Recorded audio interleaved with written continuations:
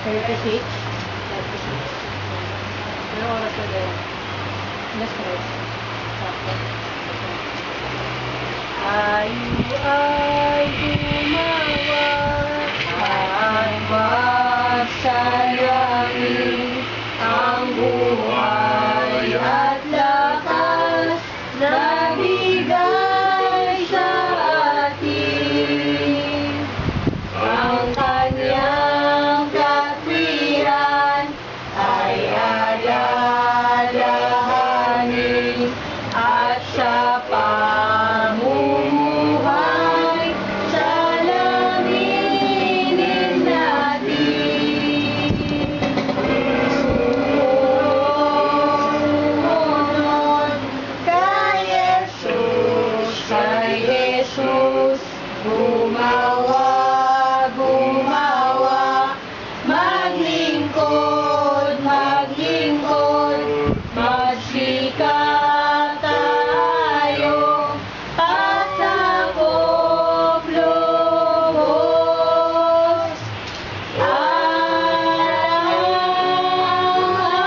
Alang sa ating Diyos, gumawa ang lahat na may kasiyahan, ating iwas-iwas ang kanyang katwiran. Sa ubod ng puso'y huwag kalilimutan na tayo'y tinawag sa kanyang pangalan. Sumunod kay Jesus, gumawa,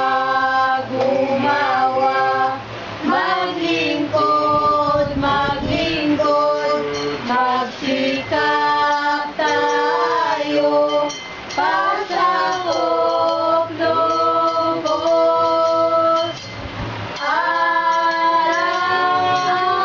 Alang sa ating Diyos, magsikap na tayo, iunat ang bisig at ating bakarin ang masamang hilig.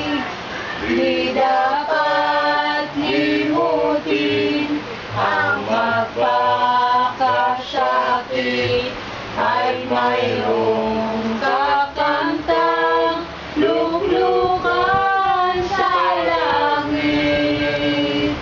Sumunod kay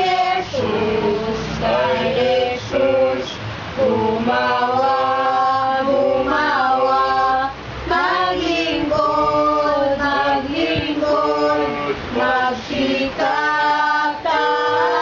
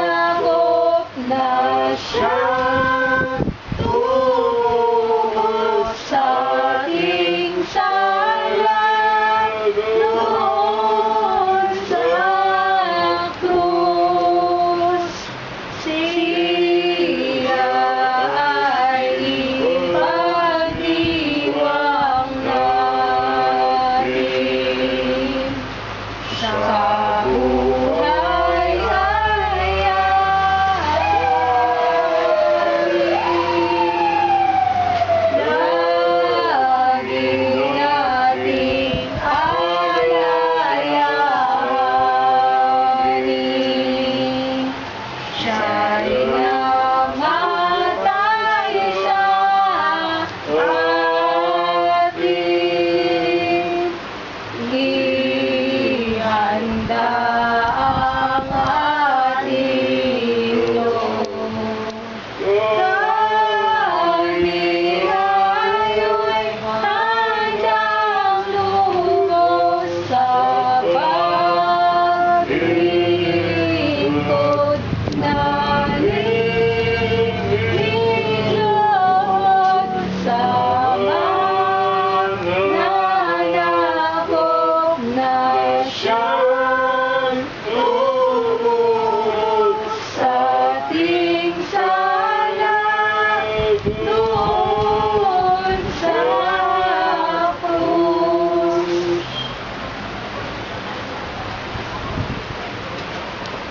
Sa pangalan po ng ating Panginoong Diyos at sa ating Panginoong Kristo, binabati po kayo ng ilang hapon sa inyo.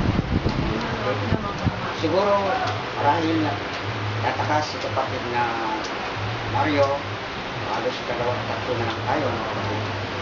Kayo nang umapos sa iyo kapatid, ng ibang kapatid natin, siguro halos karamihan, nakapagsalita. Pero bagamat man naman na kapatid, ang Diyos saan man ang bawat isa sa atin, dalawa o tatlo tayo nagsasamba sa Kanya. Ito'y Kanyang pinalilitan. Ito'y nasa ating kapan. Palibhasa na tayo'y Kanyang anak, tayo'y dapat maglingkod sa Kanyang kapan. Kaya malaking pasasalamat namin mga kapatid. Sa mga sandali ito, bagamat man, dalawa tatlo lang tayo, pero ang Diyos Ama ang siyang nakakalam ng bawat puso ng bawat isa sa atin. Kami rin kapatid, lubos kami nagagalak, natutuwa kung paano kalakas o ang pananampalataya ng mga kapatid natin sa lokal ng country ay lubang hindi mo may paliwanag sa iyong sarili na talagang ang mga kapatid natin dito